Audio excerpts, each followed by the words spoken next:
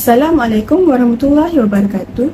Nama saya Farah Atika binti Muhammad Zamri, nombor matrik 069811. InsyaAllah hari ini saya dan Ainul akan membentangkan tajuk pensyariatan hukum anak susuan mengikut konsep Islam. Pertama sekali, saya ingin menerangkan maksud sejarah perundangan Islam. Sejarah perundangan Islam menurut istilah umum ialah himpunan undang-undang Islam yang telah diturunkan oleh Allah untuk manusia melalui rasul-rasulnya supaya dipatuhi sebagai satu undang-undang lengkap hidup manusia bagi mencapai al-falah iaitu kejayaan di dunia dan akhirat. Seterusnya, kita masuk kepada makna penyusuan. Penyusuan dari segi bahasa bermaksud menghisap payudara ibu dan meminum susunya. Manakala dari segi istilah pula ialah susu perempuan yang mengalir masuk ke dalam perut bayi. Konsep ibu susuan atau anak susuan ini telah berlaku sejak zaman Arab Jahiliyah. Pada zaman ini, ia merupakan suatu adat yang biasa dijalankan oleh masyarakat pada masa itu. Kebiasaannya, anak-anak mereka akan diserahkan dan disusukan oleh wanita-wanita yang tinggal di bahagian desa selama 2 tahun.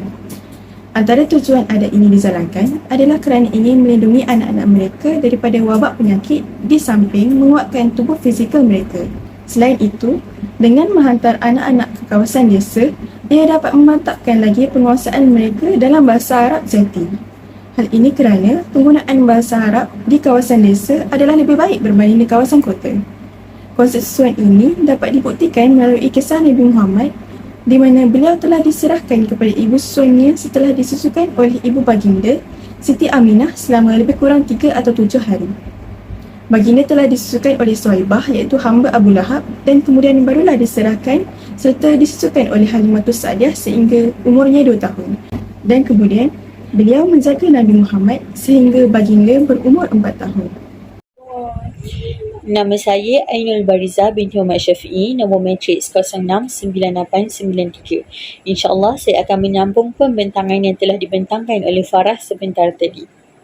Setelah datangnya agama Islam, konsep penyusuan telah berubah daripada adat kepada hukum syariat yang telah ditetapkan oleh Allah.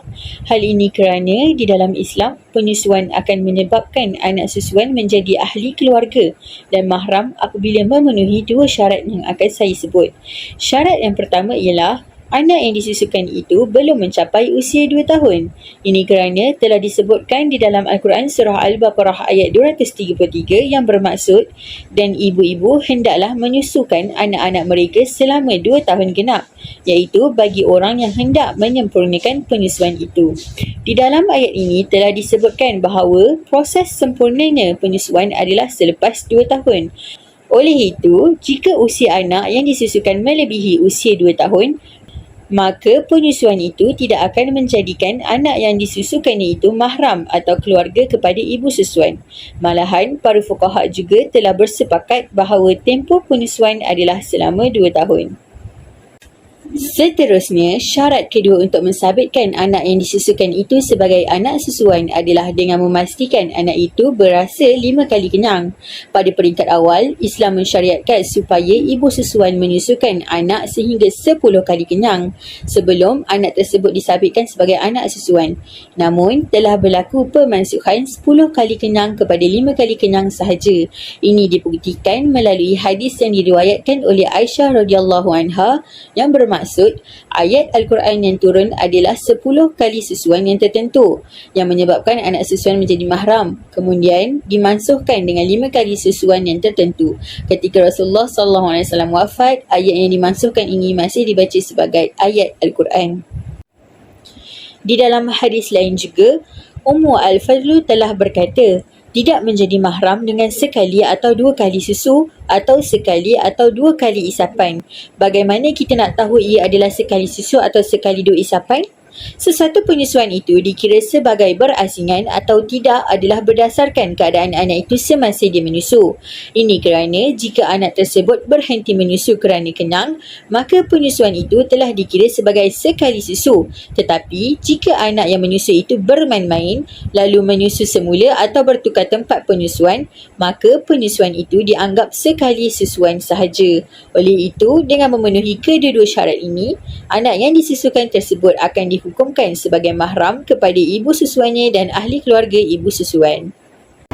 Seterusnya, kita bergerak pula kepada isu perkahwinan dan pewarisan harta di dalam konsep keluarga sesuai. Jika seorang wanita menyusukan bayi yang bukan anaknya, bayi tersebut akan menjadi anak susuannya dan suaminya menjadi bapa susuan kepada bayi itu jika memenuhi kedua-dua syarat yang telah disebutkan sebentar tadi.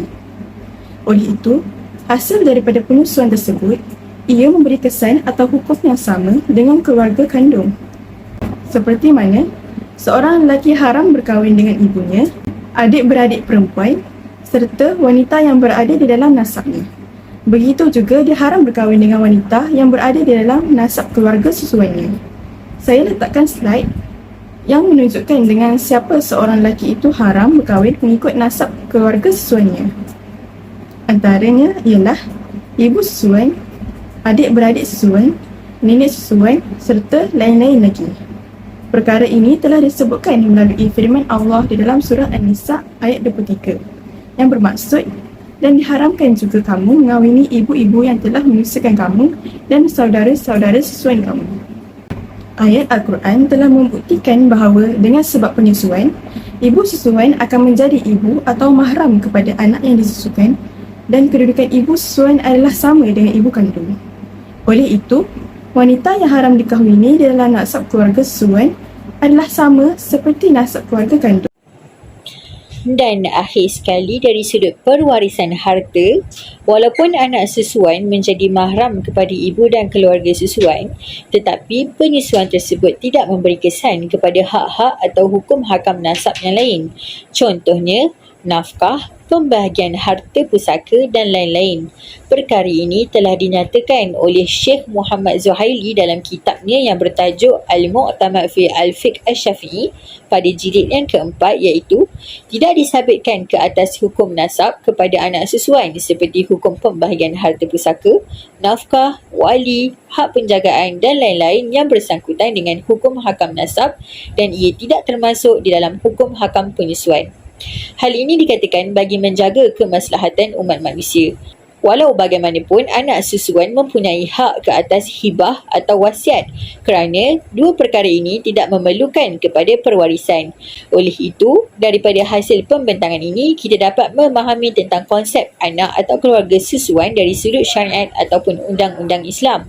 Harapan kami, semoga pengetahuan tentang isu anak dan keluarga susuan ini dapat disebarkan secara meluas dalam kalangan masyarakat, terutama sekali orang Islam, supaya tidak berlaku kekeliruan pada masa hadapan. Sekian, terima kasih.